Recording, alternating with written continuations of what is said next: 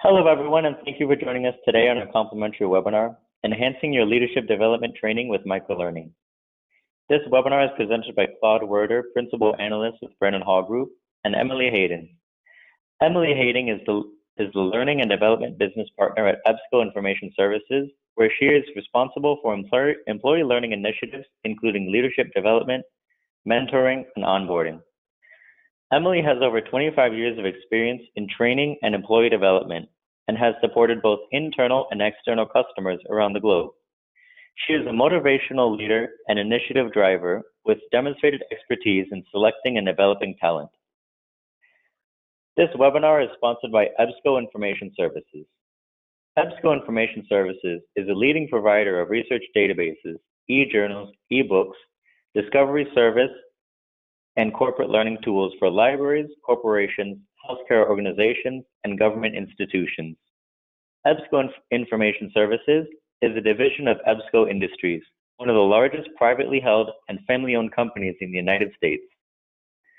And now a little bit of background on Brennan Hall Group. We are a research and analyst firm that empowers excellence in organizations around the world through our research and tools.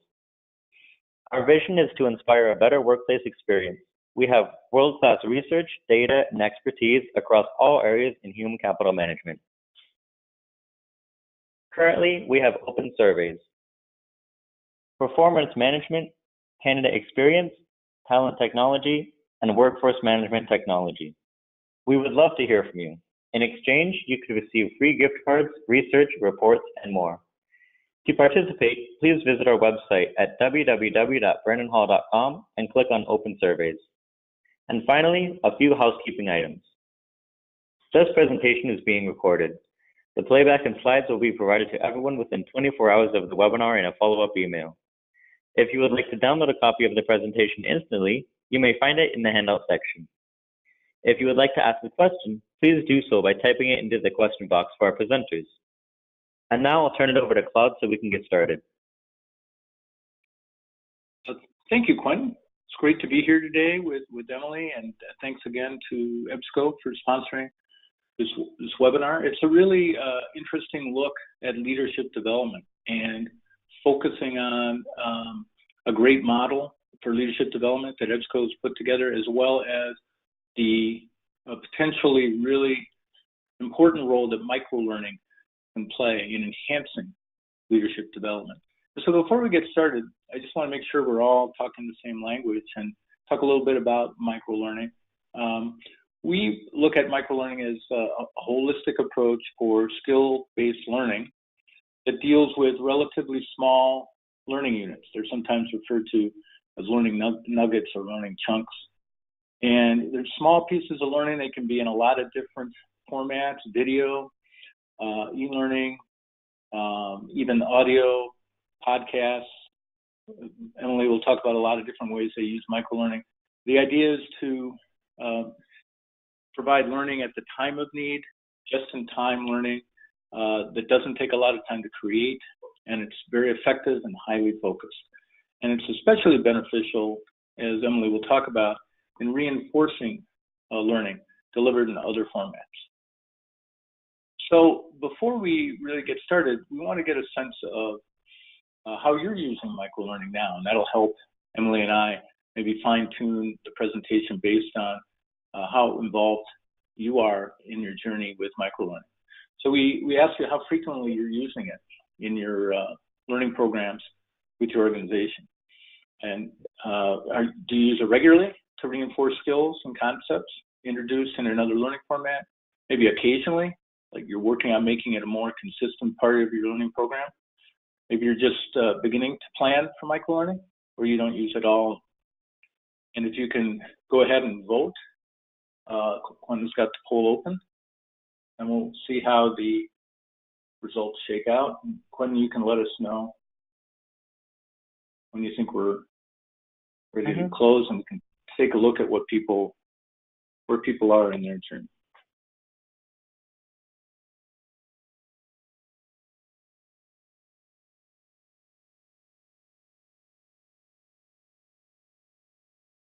Are we pretty close to? Yeah, looks like we got 68% voted, and it looks like it's slowing down. So, okay, you want to share the results?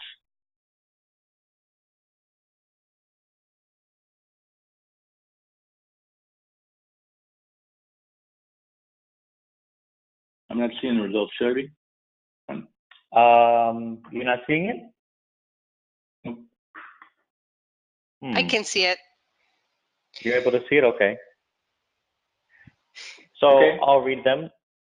Claude, if you can't see them. We use it regularly was 12%. We use it occasionally was 26%.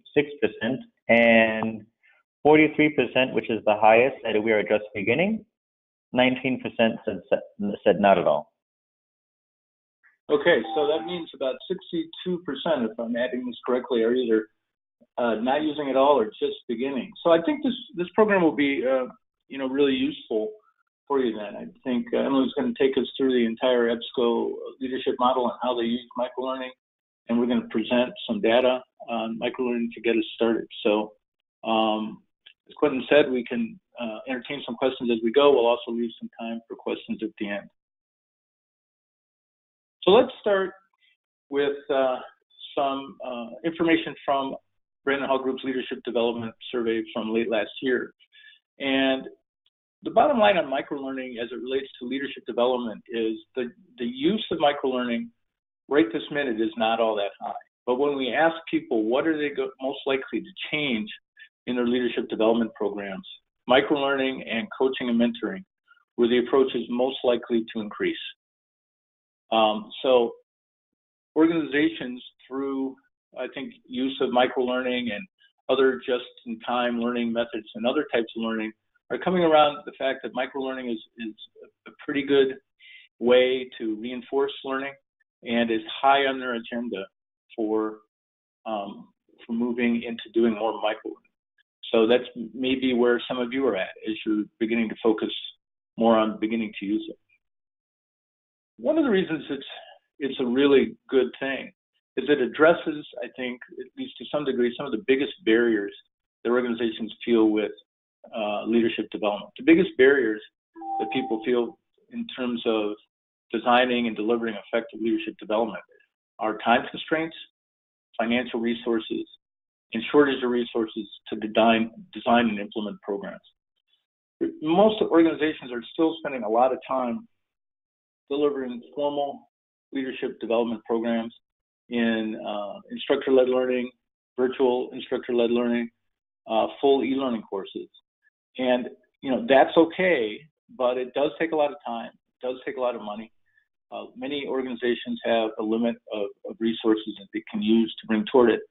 So adding something like microlearning, especially as a reinforcement tool to make sure that the learning is sticky and that people are carrying what they've learned into the workplace, into their day-to-day job, is really important. The current state of leadership is not as good as any of us would like. I think we can agree on that. We do this leadership development survey every year, and the results come back about the same every year. That about 7 out of 10 organizations feel that leadership development is essential or critical. But then when you ask them if it's effective or exceptional, you get a far lower percentage believing that they're doing a good job with it. And what's, to me at least, most disturbing is organizations feel that the effectiveness is even less when it comes to training the people who are going to run the organizations in the future, the high potentials, the future leaders, the emerging leaders. The lowest level of effectiveness is at the high potential and future leader level. And these are the people that need kind of the foundational skills and really to understand what leadership is about, maybe learning at a personal level about how they lead, how they want to be led. And the EBSCO model kind of talks about that, and we're going to get into that in just a few minutes.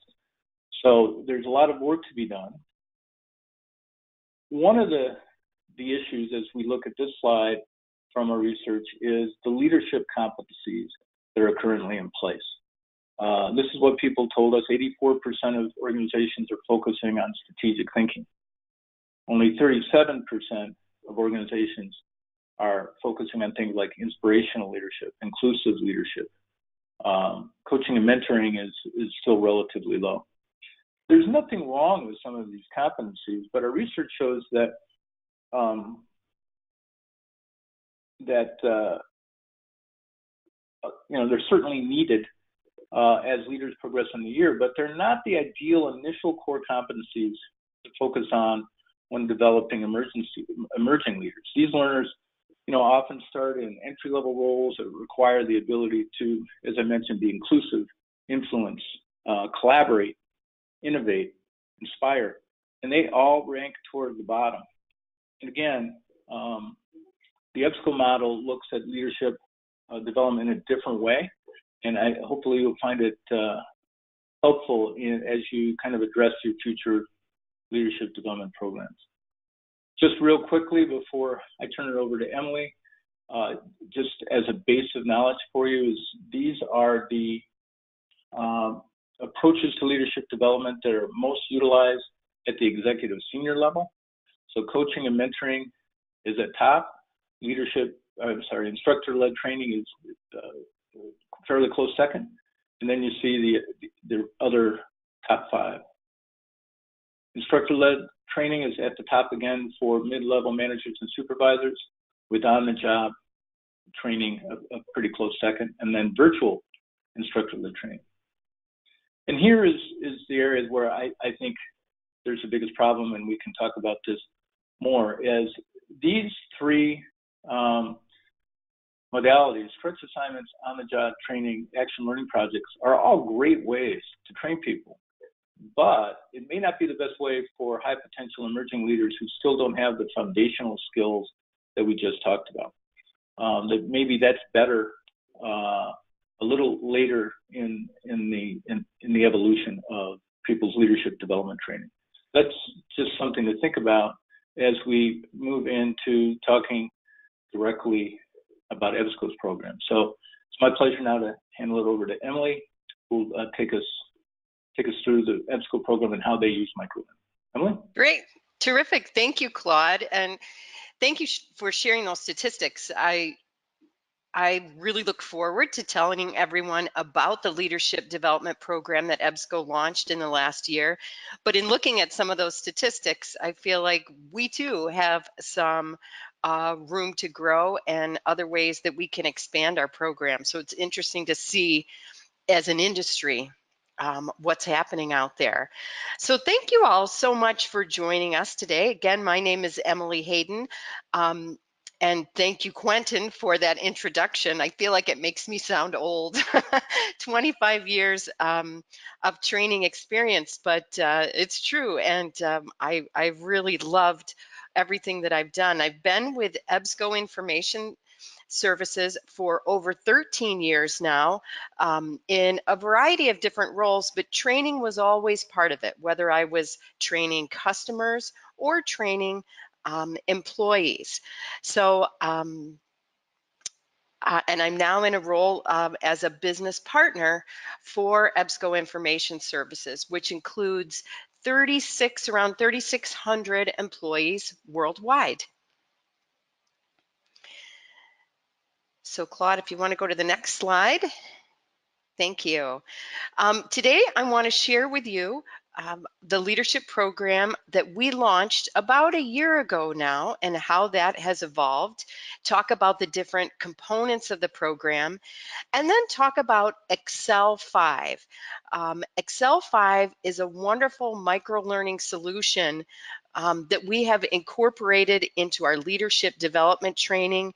It's also a tool that we're using as just in time for personal development, for performance management.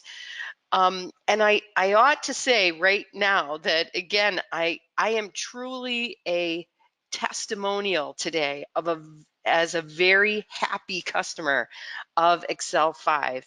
I do feel like this has really made a difference in the training that I'm offering to my internal customers.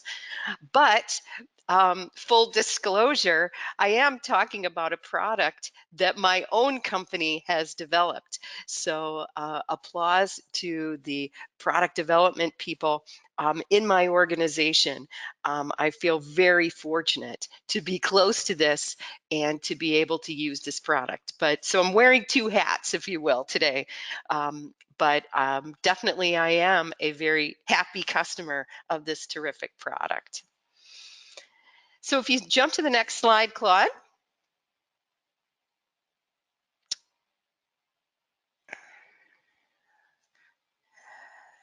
Hello, Claude. Just there you go. Just a little delay. yeah, it's just a delay. Right. And I think maybe if you even go to the next slide, just a quick note about EBSCO Information Services. Our company was founded in 1944. The name of the company actually stands for our founder, Elton B. Stevens. We are one of the largest privately held companies in the United States, and we sell information resources to organizations worldwide. So just to talk a little bit about why we decided to launch a leadership program. The leadership and development activities were very disjointed at our company. We have grown very quickly in the last 10 years from just, you know, 1,000 people to now, as all of EBSCO Industries, we're about 6,000 people worldwide. And we really didn't have clear leadership standards across our different businesses, our different divisions, and at the different levels of the company. We also really wanted to articulate, what does leadership mean at EBSCO? You'll see that we named the program the EBSCO Way Leadership Model. Not that the EBSCO way is necessarily the best way, but we wanted to really focus on what are the right competencies, what are the right tools and behaviors for our company, for our culture. For our industry. So we really wanted to reinforce that. So you'll see that. And how are we building our bench strength? How are we tapping those higher potentials and giving them the tools and the roadmap, if you will, for what they needed? We have historically sent out an annual engagement survey to our employees, and our employees were telling us, you know, there's a lot of great frontline functional training going on, but there's not a greater focus on talent development and what do I need to do to get to the next level. So those were all things that really contributed to our recognition that it's time, there is a need to develop a leadership program. So we began 2 years ago now, we began collaboration with a firm called MDA Leadership. They're headquartered in Minneapolis, Minnesota. A wonderful team who began working with us to, again, identify what are the core competencies that are important to EBSCO. And it was very much a inclusive activity.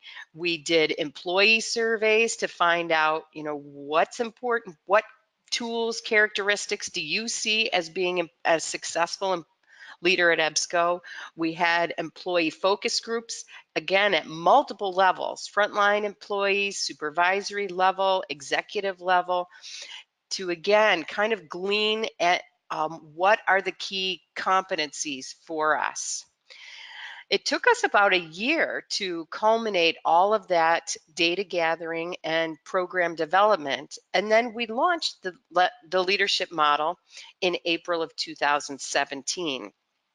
And very soon after that, EBSCO announced the launch of Excel 5 at the Association of Talent Development meeting in 2017. So this product has been live about the same time, for about a year.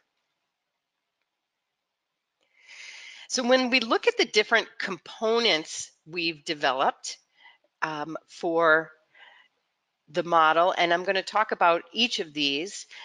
We have the model itself. We also developed an internal website so customers, my customers, employees can go and look and read about the model and the resources we have to support it. We also have a curriculum map, again, giving people the tools and the direction. If I have a gap in one of these competency areas, how can I address that? What is a course? What is a project? What's an idea for ways I can develop this? We also developed a 2-day course and then a customized portal for Excel 5. So I will talk to you about each of these. So first, the model itself. We outlined 12 competencies, which is a lot when compared to some other programs, but we felt like this was appropriate. 12 competencies that fall into what we call 4 focus areas. So personal, what are the core skills that I can control myself? Having a positive attitude, having drive, things personal that I need to motivate from within. People, how I interact with other people. How do I be positive through my communication, my collaboration? Thought, how am I applying the thought process to my work? And then results, the ultimate goal. How do I get results? So if you go to the next page, you'll see the 12 competencies of our EBSCO Way leadership model. And again, these are not necessarily all-inclusive. Again, these may not apply to other companies. Other companies, organizations may see these as less important for them. But again, it's very much, the EBSCO way. These are things that from the top down, we feel like really make us a unique company. And what we want to see these 12 competencies demonstrated across all levels of the company, all employee levels. And that's a big message. If you go, Claude, if you go to the next slide, that's a big message as we've launched this program, talking about, this is not just a program for managers. This is not just a program for high potentials. This is a model that applies to everyone. Whether you're leading yourself, you're a frontline person working in one of our call centers, or developing software, to leading others. I'm a supervisor, I'm a manager of a group, leading leaders, people who may be at the director or VP level, managing managers, and then those who are leading the business. So it's a very important message in our program that this model applies to everyone. Everyone should be demonstrating these 12 competencies. But the way that you do that may look a little different if you are the leading self person versus the leading the business person. So we've provided those definitions. Ultimately, the model is a grid, and here this is shows you the focus areas and the competencies on the left, and then the leadership roles, the 4 different levels of leadership.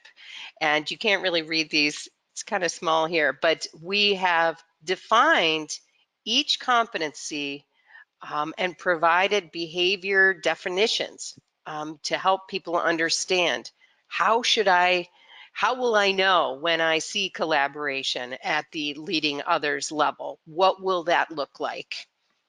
So that's been provided to everyone. We have a book that we published that has that in it, and people receive that when they come to training, but we all know how quickly books can be set aside or lost. So we developed an internal website, leadingebsco.com, where we have all of this displayed. So people can look up all of the definitions. They can print out a copy of the full leadership model from here if they'd like. And there's also resources that are linked to this website, including our curriculum map, other articles, links to Excel 5 and our customized portal. So we watch the activity on this website very closely and encourage people to visit this. We have this linked on our intranet page and push that out regularly. So the next step, very soon after we launched the model itself, was to develop and begin offering a 2-day leadership course for managers. So people anywhere in the leading others, leading leaders, leading the business level of the company. So this is a 2-day course that includes some pre-work, a self-assessment where that compares people self-assess compared to the 12 competencies. Where do I stand? Where do I feel like I would rank myself relative to strategic thinking, collaboration, drive? We also ask participants to view the model on leadingebsco.com. We, of course, go into it in depth in the class, but I think it helps for them to have a little bit of a preview when they walk in the door. We also share with them a video and an Excel 5 video and ask them to watch ahead of time. Dan Pink, you may all know, is a well-recognized management and performance leader in the industry, and we talk about motivation in the class and ask people to take a look at one of his videos on motivation. We also give people the option to review their assessment and talk to their manager before the class. This is something that we mandate after the class. We want them to sit down with their manager and talk about what they learned, how am I going to apply this knowledge. But beforehand, some people want to say, hey, manager, where do you think I rank, or how would you rate me as in or assess me relative to the competencies? So that's the pre-work for the course. Then when we get into the course itself, and one of the things that we've purposely done, this is strictly an instructor-led on-site training. We pull people together, preferably from different departments and different areas of the company. It's been really valuable to have that mix. We definitely discourage people from attending with their own manager because there's a lot of discussion about their own development, the development of people who work for them. So that's been a really valuable opportunity. People have really appreciated that mixing and opportunity to get to know new people. In the course, we focus specifically on 3 main competencies. We obviously introduce the model, talk about all 12, but we spend a considerable time on open communication, strategic thinking, and talent development. Now, why do we focus on those? Well, it gets back to those engagement surveys I mentioned earlier. When we send those out in recent years, employees have told us, that communication could be better, talent development could be better. So these were 3 areas where we as an organization felt like these are our biggest gaps, these are our biggest needs. So let's start here. We have a lot of group discussions, a lot of group exercises, breakouts throughout the 2-day program. We also assign everyone what we call an accountability partner. This is someone, probably someone they don't work with on a daily basis, maybe someone from a different department, who they're going to partner with in the class and have side conversations with, but they're also someone we ask them to meet with after the class is over, someone to keep them accountable in the follow-up work and the application of what we've studied. Um, we get very good marks on that concept as well, this accountability partner. And in some of the statistics I'll show you, most people are having that follow-up with their accountability partner and meeting. And it's been a wonderful reinforcement of the program, but it's also been a great sort of collaboration tool. You know, again, people are meeting other people in different departments and expanding their network. So that's been great. So a lot of personal reflection in the course, and at several points within the instructor-led training, we show an Excel 5 video. So just to, again, talk about this wonderful product that I am enjoying so much, Excel 5 is a collection of microlearning. There are over 7,000 different book summaries, articles, video clips that all have to do with leadership topics, business acumen topics, anything from soft skills, how to be strategic, how to, right, there's Marshall Goldsmith is one of the video speakers. His 6 questions to coaching, anything from interviewing techniques, dealing with difficult conversations, preparing for a presentation, all kinds of very applicable materials. And when I mentioned book summaries, what the product development people for Excel 5 have done is they've got all these wonderful business books that come out all of the time, the New York Times bestsellers that you never have time to read, but it sounds like this would be really helpful for me in my job.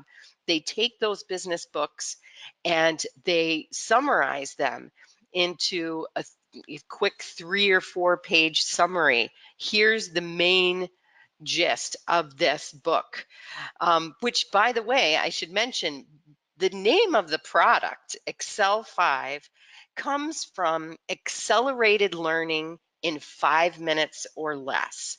So this is a product of little bite-sized chunks of just-in-time learning.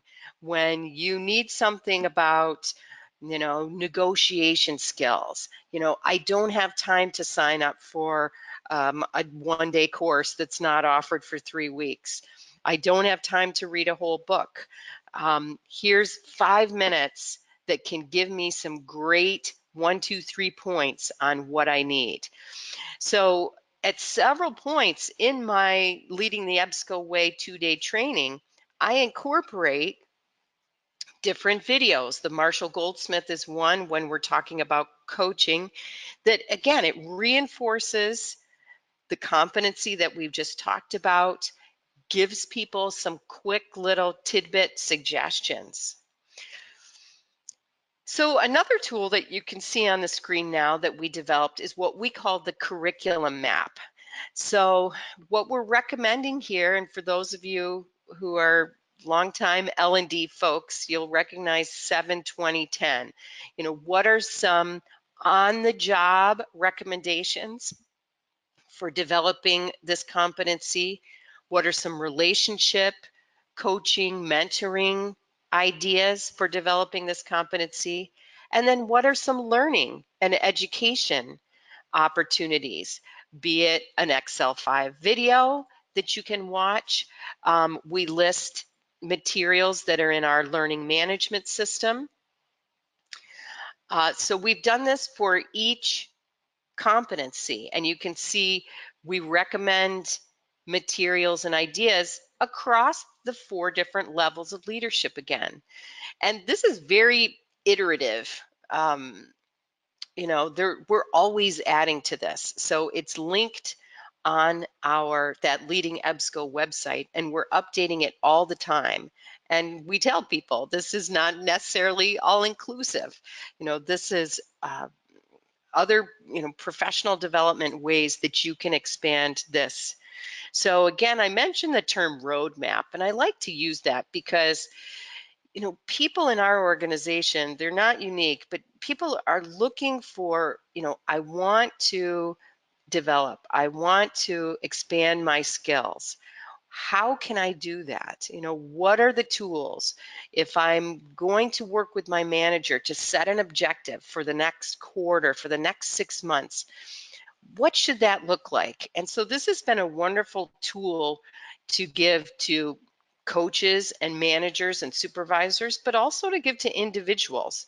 You know, here are some things that you can do. If you aspire to be a leader, leading others, a manager, or even at the leading leaders area, here's some things you can pursue now to start developing that competency further. So after the training is over and people leave, we do reinforce the learning in a few different ways. We ask attendees to revisit their self-assessment. Based on all that we've gone over in 2 days, how would you assess yourself now? I mentioned the mandated manager meeting. Please go and share these results with your manager. Talk about the areas that you're going to focus on in the months ahead. We ask them to meet with their accountability partner. And we also send them 10 weekly emails just to reinforce the learning. And we often have embedded content in those emails from Excel 5. So here on the right, you can see is a screenshot of one of those emails that, again, we've added another Dan Pink Excel 5 video.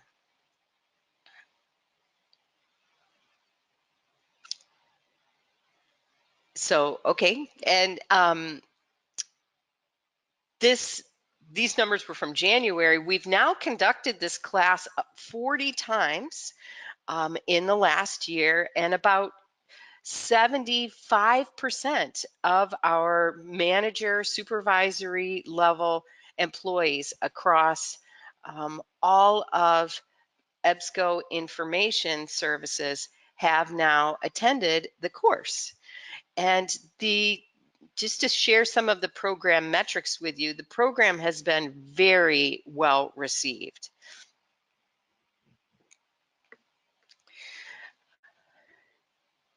We do ask people to complete an evaluation immediately following the course. So you can see some of those responses here. You know, did this training enable you to be a better leader? Were the topics relevant? Were the tools applicable? You know, I talk a lot in the training, you know, we're giving them a program guide, the website with all kinds of tools to reinforce strategic thinking and talent development and open communication. And they're using those tools. Will this training be useful in your work? 97%. So that's wonderful that we have literally hundreds of participants who are responding so favorably to the program. And some of the comments we get are also very enthusiastic, and we really feel like it has changed leadership behavior in the organization. We then send a 75-day survey. So after 10 weeks after people have attended the course, we send out another post-program survey. And we ask them, did you meet with your manager? Did you talk about your assessment and next steps? So 67% of those responding had met with their manager specifically to talk about the program. 76% said they met with their accountability partner. Sometimes accountability partners are not in the same location, so that meeting might end up needing to be a virtual meeting or even a call. But a lot of people have met multiple times and continue to meet with their accountability partner. And then 86% said they'd reference the participant guide. And again, they walk away with this binder full of tools that they can use. So I refer to it as sort of their cookbook. I'm like, you've got dozens of recipes now for dealing with that challenging talent development situation or that challenging communication situation. So it's wonderful to hear that participants are referring to the guide.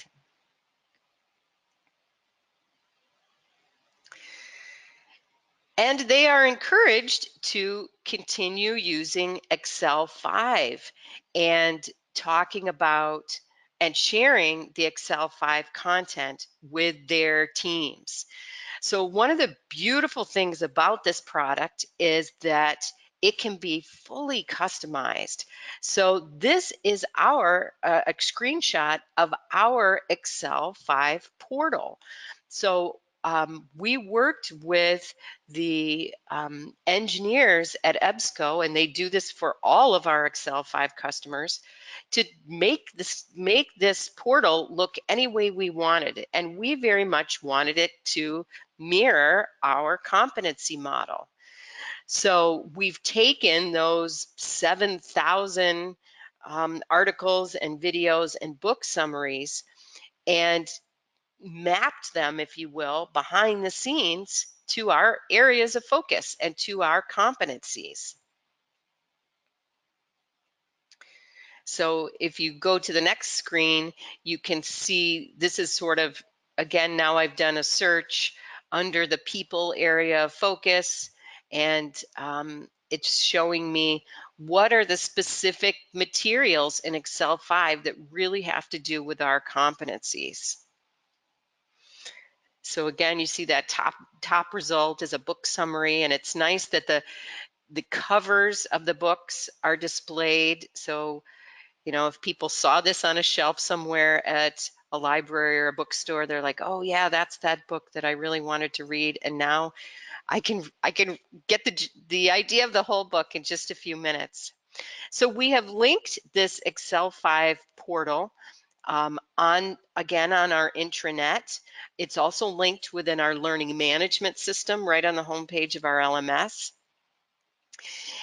It is mobile responsive, wanted to mention that as well. And people can also opt in to receive updates. We call them like alerts. So if they want to find out what's the latest content that's been added, the most recent book summaries, the most recent videos, they can get an email that tells them, hey, here's what's new in Excel 5. So the customization option is phenomenal. And on the next screen, these are just some other examples of what it might look like. And again, when our customers purchase Excel 5, our engineers work with you to design this any way you want. If you want, to highlight certain videos or certain book summaries right on your screen, you can do that. So lots of different ways to make it look, but that's nice. So it's not the Excel 5 portal. In my case, it's the Leading EBSCO portal, and people associate that with our program. I wanted to mention too that because I've had so much success with Excel 5 in the leadership training, I'm now using it all of the time in in all of my other instructor-led trainings. I do a course on difficult conversations and how to have difficult conversations. So sending out some pre-work. Please read this quick book summary before you come to the class.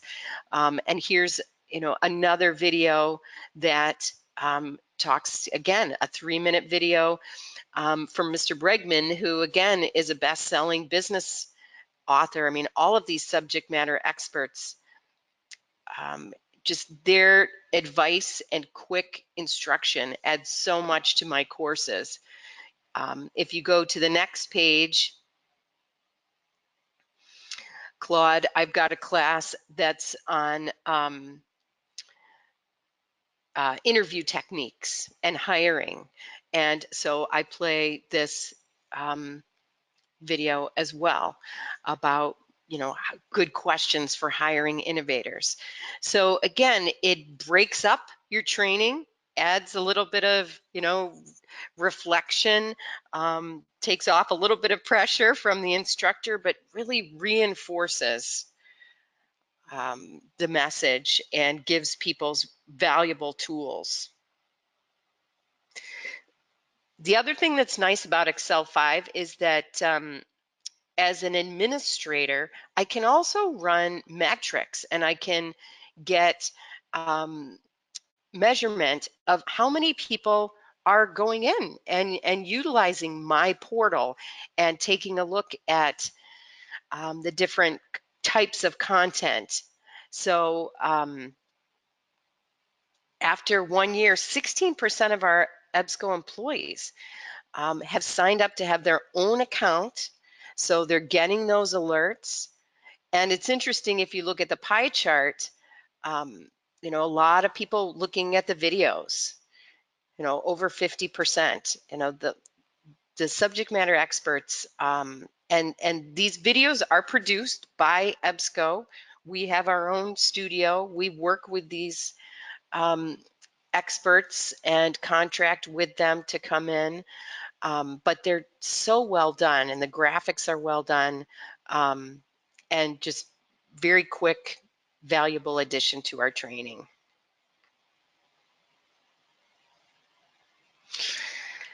Great. So I think that's all I had, right?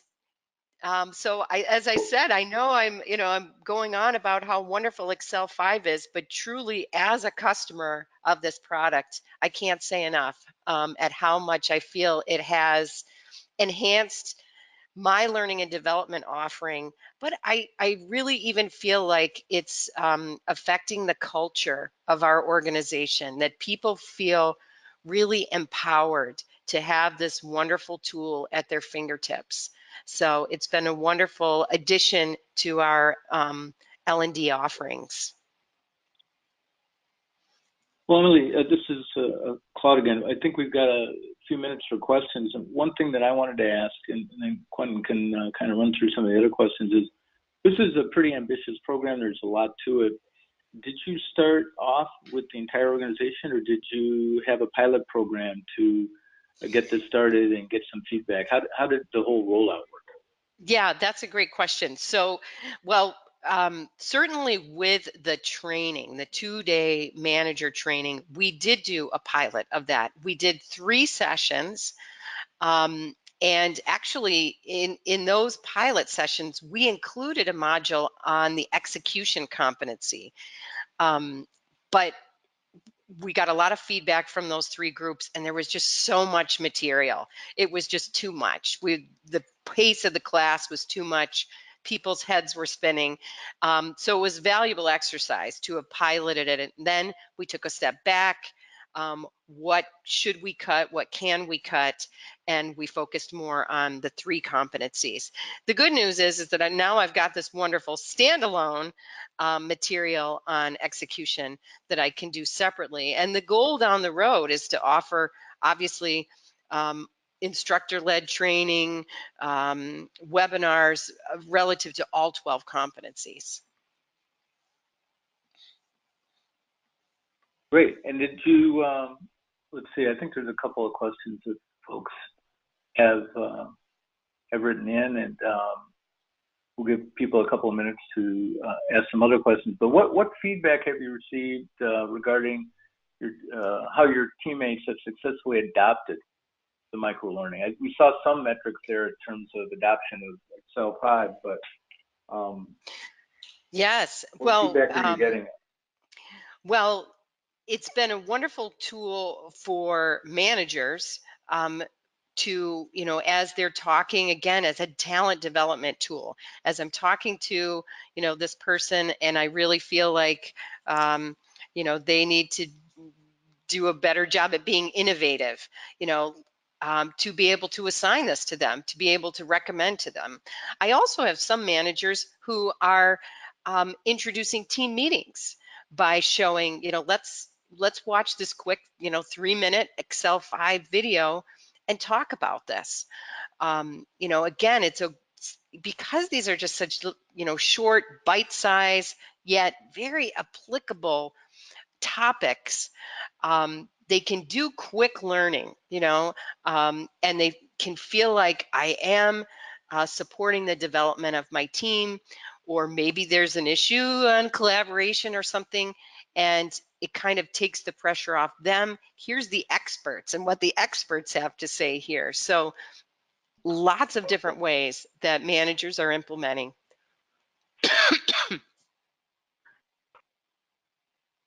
I'm curious too, in terms of you've been about a year into it. You're getting some good reaction. What are some of the next steps? What are some of the next iterations that you're planning in terms of the microlearning? Mm-hmm. We started with the 2-day training for managers, specifically because of all these comments we were hearing, the need to focus on talent development. So given that managers are ultimately responsible for the development of their employees, we started there, and we talk a lot in that 2-day class about their need to step up and be proactive in helping their employees to develop. But now there's a great need to really include frontline employees more. Again, we had asked managers, please share this program, please share the tools, but I'm now working to develop more training to introduce the model and reinforce the model with frontline employees.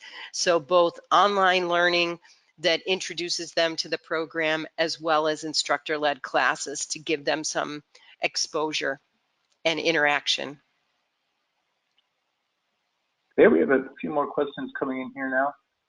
Here's a question about how do you match accountability partners, i.e. randomized versus targeted cross-departmental partnering for individuals? How does the accountability partners matching work? That's a great question, and that has evolved as well. When we first did those pilot sessions, we introduced the concept to the class, and we said, all right, everybody has to pick an accountability partner, and you should look for someone who you don't know, and you should look, we give everybody in the classroom a list of here's who's here, their job titles, what departments.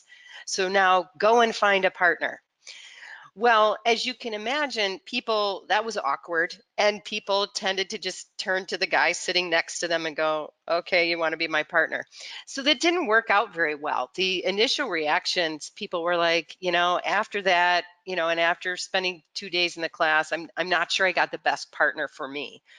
So I now prescribe them. I now pick them ahead of time, and then I make sure that they're sitting next to each other in the class. And that sometimes takes me a little bit of research. Having been with the company for 13 years, I'm fortunate that I know a lot of people. So it does help. I kind of know personalities maybe a little bit, but sometimes I don't know these people. So I tend to call their managers and ask things like, what kind of person is this? An outgoing person? Is this a quieter person? I tend to pair people who I feel might have some work related. For instance, I paired the guy who was does academic university sales in Mexico with the guy who does academic and university sales in England. And they ended up being a wonderful pairing because they're basically doing the same job, but in different regions. And they didn't know each other, and they had so much to share, not just relative to our program, but relative to their sales approach. So it's I do it. I'm the one who's like hand picking these people, but I try and be very systematic and think about will there be a business benefit as well as personality. It's a great concept. Here's another one. Wanting you to expand further, if you could, on the mandated manager meetings. And so, how do you mandate? How do you specify the agenda? How are you prepping the managers for these meetings? So we, mandate is a hard word. We really, really, really want them to do this. And we do spend a lot of time at the end of day 2 talking about this meeting. We do give class participants tools. We give them a recommended agenda for that meeting. We do spend some time on reflection, and I think we give them like 15 minutes of prep time in the training class. All right, here's what we suggest you talk to your manager about.